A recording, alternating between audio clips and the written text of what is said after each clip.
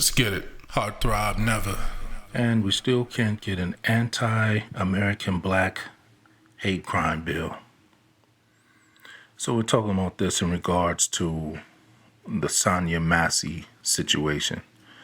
I don't really know the details of what happened, but it's just another situation where an American black person is being killed, murdered, genocided by members of American society. Constant, continuous attacks and aggressions against American black citizens. And I don't see how anybody can say that it's anything other than that.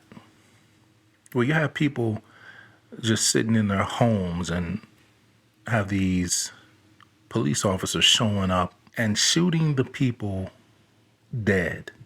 Now, at some point, there's going to have to be a national dialogue and then quite possibly an international dialogue about what's going on with the treatment of American blacks in this country. I'm confused. There's something missing. The logic of this stuff is not, it's not making sense.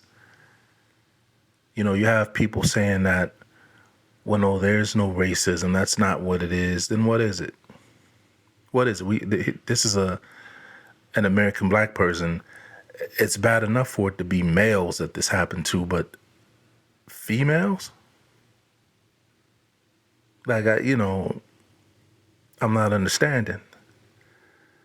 I don't understand how in some situations you can have violent shooters and all this type of thing. They can get taken away in handcuffs. For the most violent things that they do. They didn't even shoot the immigrants that were attacking the police in, I don't know what was that, Chicago or New York? Maybe it was New York. They didn't even shoot those people who were clearly being disruptive and violent to the system of order in New York.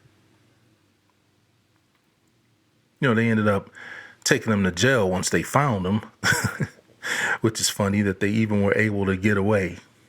But it's time to have an international and national dialogue about the mistreatment of American blacks in America.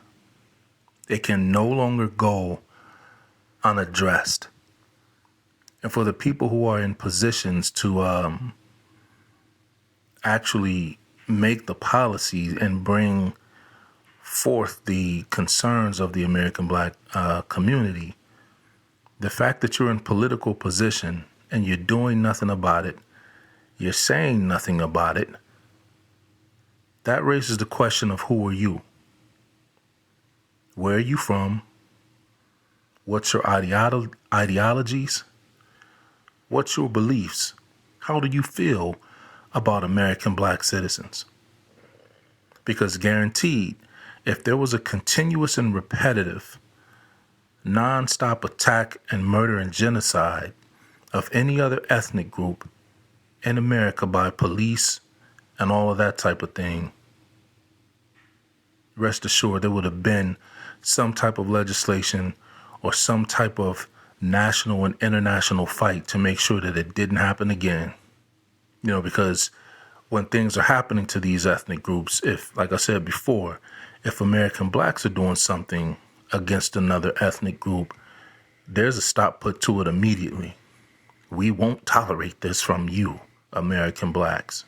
But when something that is caught on camera, has been caught on camera, since the cell phones came out with cameras on them, it's been nonstop. And the fact that there isn't one politician in position to say, okay, enough is enough. The fact that there's no one coming to the defense of American blacks saying, look, we don't care what the deal is. If you commit a crime against this ethnic group, it's going to be a hate crime and you're going to be locked away for it forever or a good long time.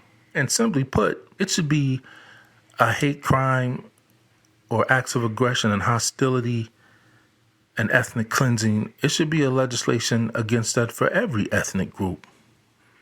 That's how we thought it was supposed to go as American blacks. But we found out none of those things apply to us. Every other ethnic group has legislation that is specific to them. If it's specific to the Mojo Jojo group, the Powerpuffs can't get any benefit from that legislation for Mojo Jojo.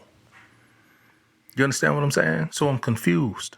We have countless situations of American black citizens being murdered by all other ethnic groups in this country, and there's nothing being done about it. So the only thing that's seeming clear to me is this an ethnic cleanse? Is this an indirect way to assert dominance and supremacy over American blacks? Sonia Massey, I have another one, in her home. Now, like I said, I don't know the details of it, but what I do know is that there have been plenty of members of other ethnic groups who've had police called on them that were extremely violent and hostile and never had a gun pulled on them at all. This is amazing. So, like I said, there needs to be a national and international televised dialogue about this, because I'm curious to hear what these politicians in America and people around the world have to say about this type of thing that's going on. I'm curious to hear why the politicians aren't daily in their meetings and however the hell it works up there, not constantly bringing this thing forth saying, what is this problem with all of this aggression and violence towards American blacks? Specifically, unarmed American black men and women and children. I don't even know where to start with it, man. Like, I'm still kind of dealing with even though it's a few years ago, the whole, what was the guy's name? Philando Castile situation.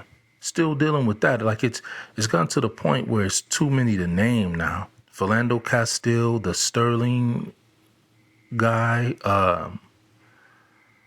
the numerous amount of security workers that have been murdered, doing their job, talking about mistaken identity. They didn't know, you can make a list and go on and on and on about this stuff. I'm not understanding it. It's confusing. And when it happens, there isn't a cry or a statement of outrage from any politicians at all. It's just, it's another deal.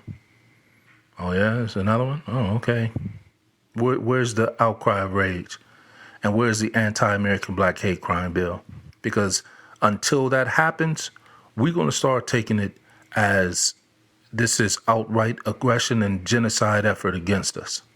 We're going to start taking it as an ethnic cleanse against us, specifically hitting our women. I don't know how much more civility can be expected. I'm out. Throb never.